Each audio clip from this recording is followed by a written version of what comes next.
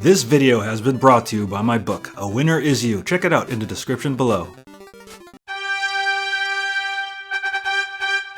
Welcome to Awesome Video Game Memories, where we talk about awesome memories about video games. I'm Ryan, and the game we're going to talk about today is Dragon Quest Swords, the Masked Queen and the Tower of Mirrors.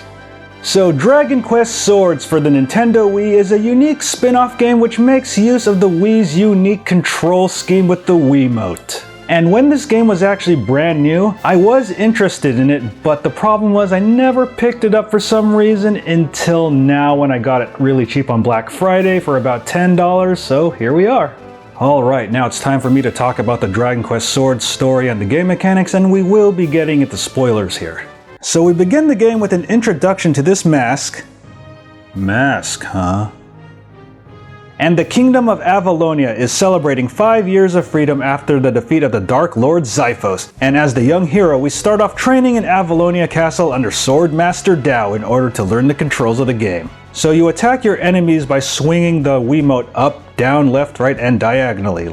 Like this, ha ha! And you can also press the A button to lock onto certain parts of the screen, which makes it easier to hit certain enemies. And you can also move your Wiimote forward for a thrust like this. But for some reason, it barely registered for me. And you can also hold down B to hold up your shield so you can block attacks. But be careful as your shield can get broken over time. And once you charged it up enough, you can use a Master Stroke, which involves you doing something crazy with the Wiimote to pull off a super move. Like this!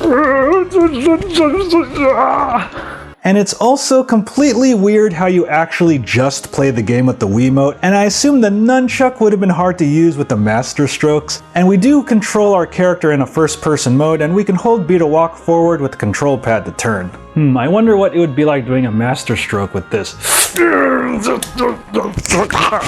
So we meet up with our father Claymore. Haha, I see the pun there. Who was one of the heroes who defeated Xiphos 5 years ago and has a replacement arm. And we also meet up with Prince Anlace, who has concerns of his mother after she put on the mask. And as we celebrate the 5th anniversary of the defeat of Xiphos, a mysterious monster is down at the beach. And the next morning, it's our 16th birthday, and we need to take the Walk of the Worthy, and then we'll be considered a man. And here we get to explore the town where we can buy items, weapons, and armor, and even get to upgrade our weapons. And if we want to upgrade our weapons, we need gold and materials that we find out in the field in order to upgrade our weapons. And if we shop enough, we can play the Tombola, which requires us to rotate our Wiimote in order to win prizes.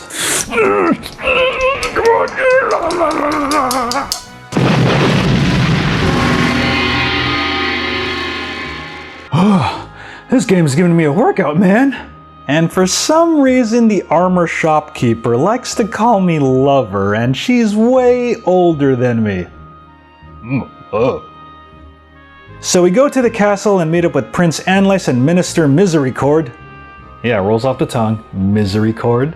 So we can talk with the queen, but she's not available. So we take the Walk of the Worthy by going to Calburn Cave, our first major combat scenario. So we walk through the plains and into the caves, and we're introduced to having to deflect arrows as indicated by the blue markers that appear on screen when the enemies like the Bodkin archers appear. And we need to master this early because it's very important throughout the game.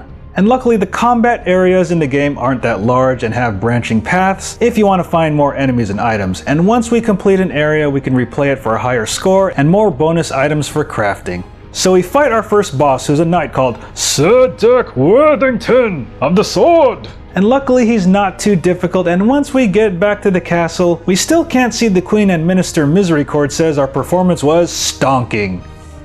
You were stonking. Okay, stonking?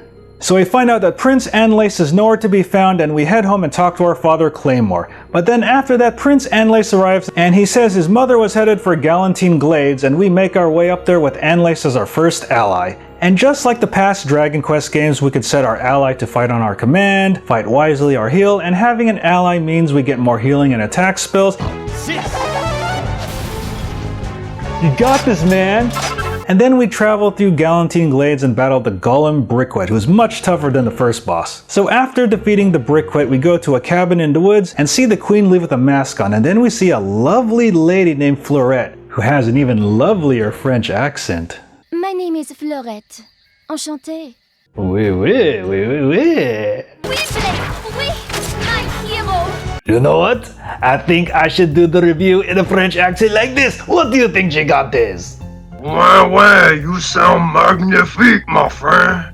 Oui, oui, mon frère. You sound excellente. Shut up, you both sound so cringe! Oh, come on, Elix. You should join us. Talk in French accent like this. It is good for the soul, my friend. No! Just let the laughter out. Ha ha. Ha ha. Hee hee ha hee ha. Oui, oui, oui, oui. Hee hee ha hee ha. Hey, ha ha. I told both of you to shut up! Okay, Helix, we'll stop talking cringe now. I'll be back. So Fleurette tells us that her brother Arval is missing, and Anlace recognizes that Arval was one of the heroes that helped his father defeat Xiphos 5 years ago. So Anlace goes back to the castle to investigate more about his mother and the mask, and then we go home. And then Fleurette is talking with her father in her house, and she asks us if we can accompany her to Mount Arendite to find her brother. So we say yes and meet her at the church, where she says she was originally training to be a priestess and calls us Blade, in order to avoid saying our actual name. So out of all the allies, I actually used Fleurette the most because her healing magic made the game a ton easier. So at the top of Mount Arendite, we fight an envoy of Xiphos, and after we beat him, we see an engraving in the mountain about the defeat of Xiphos, and then we go back home. And then we learn a mysterious creature was spotted by the waterfall, and our father Claymore joins us, and he has a lot of physical strength and attack magic. So we travel to the Sakais Sea Cove, which has quite a few branching paths, and then we fight the fishy monster at the end. And after beating him, Fleurette arrives and says that the monster is actually her brother Arval! And Arval was transformed by Xiphos, and he has no control over his body. Sadly, he escapes, and Fleurette explains that after the battle with Xiphos, Arval began growing scales and transforming, so they hid in the woods until he fully transformed and vanished. So now our plan is to rescue Arval from Xiphos' influence, and we head back to the castle. So our next goal is to head to the Tower of Mirrors, located behind a secret passageway in the castle, in order to find Queen Cortana, and Minister Misericord opens the way. So we traverse through the Tower of Mirrors and confront Queen Cortana at the top, and then we destroy the mask. So we finally get Queen Cortana back, but however, a voice calls out saying that he was finally waiting for the mask to be destroyed, and then the figure reveals himself to be Xiphos! Who wasn't actually defeated but was resting inside our human companions after he supposedly died. And after this we fight a German archdemon named Grossmesser, who's apparently drunk. I am Großmesser. I know what you're thinking. Why do I have a big fork, not a big knife? Well, I just do, yeah? Well, Gigantes, I think we should do the review in German accents this time. I think they'll be less cringe than the French accents. What do you think, Gigantes? Yeah, I think it's a good idea. So how about this, Helix? Do you think this is good? Don't you dare! Yes, sir. Helix is a party pooper. So after we defeat Grossmesser in a difficult battle, Queen Cortana is back to her senses, and we go back to the castle to form a plan to stop Xiphos once and for all. But however, we see Xiphos' citadel rise from a nearby volcano. Oh boy. So back at the castle, Swordmaster Dao says we need to go back to the mirror world and repair the mask, and it's located within the tower. So inside the tower we go into a portal into the mirror world. Whoa, dude, psychedelic, man. And as soon as we reach the end, we have to fight Drog, the guardian of the mirror world, in order to repair the mask so we can reseal Xiphos. So once we beat him, the mask is restored and we are given the Redna Sander. That's really hard to pronounce. Which is actually the rorum sword. Yeah, we'll just say rorum sword from here on in. Which was originally used to defeat Xiphos and his minions, and I would highly recommend to upgrade the sword as much as you can so we don't have to say Red Dunauser something something. So back in the castle, Swordmaster Dao teaches us the Figure of Fate, which requires us to draw a figure 8 in order to power up the sword and bring it down. 8, 8, 8, yeah! So we make our way through the Galentine Glades once again in order to reach Xiphos' lair, and then we use the Figure of Fate to part the sea, and then we go back into town. And after we make our preparations, we go back to the Red Sea and battle our way through Xiphos' forces, and at the end we fight Golok the Troll, and after we beat him we go into Xiphos' lair, the Deathbringer Citadel. And now that we've reached the end of the game, I highly recommend grinding to raise Florette up to level 34 so she can learn full heal, and also maxing out your weapons, cause Xiphos is gonna be a very tough battle. So as we make our way to the Deathbringer Citadel, we fight all sorts of crazy enemies like bees, my god. Bees, my god. From Linkara.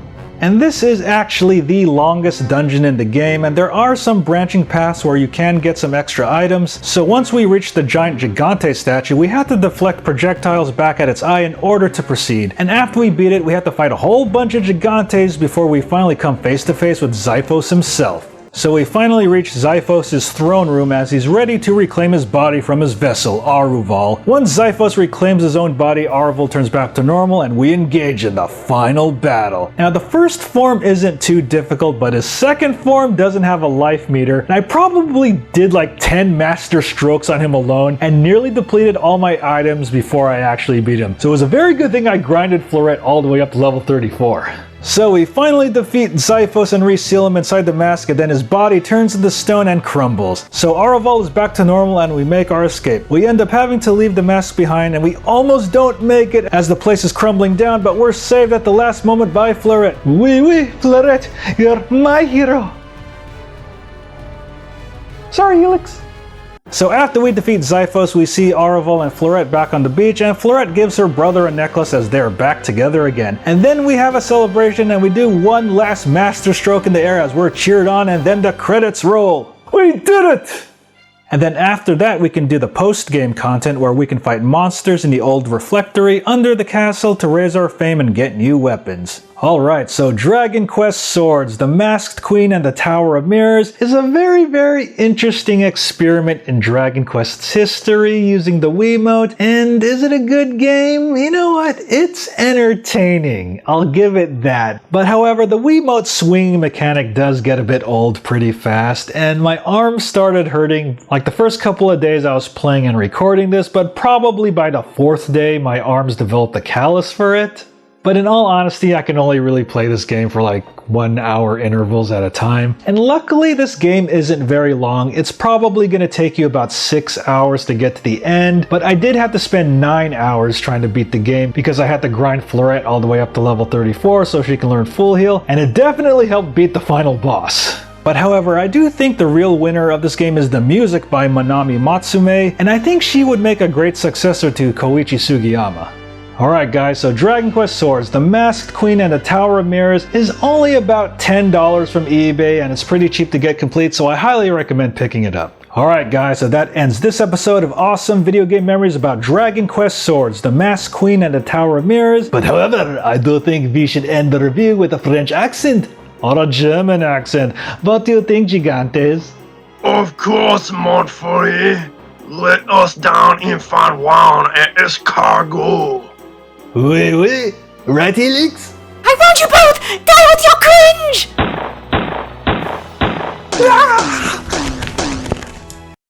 And then the figure reveals himself to be Xiphos!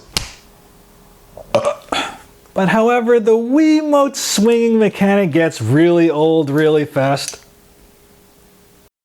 Thanks for watching, and I hope you enjoyed this video. Make sure to like, comment, and subscribe, and make sure to check out these other videos, and also make sure to follow me on social media and check out the official Battle Geek Plus website. Take care.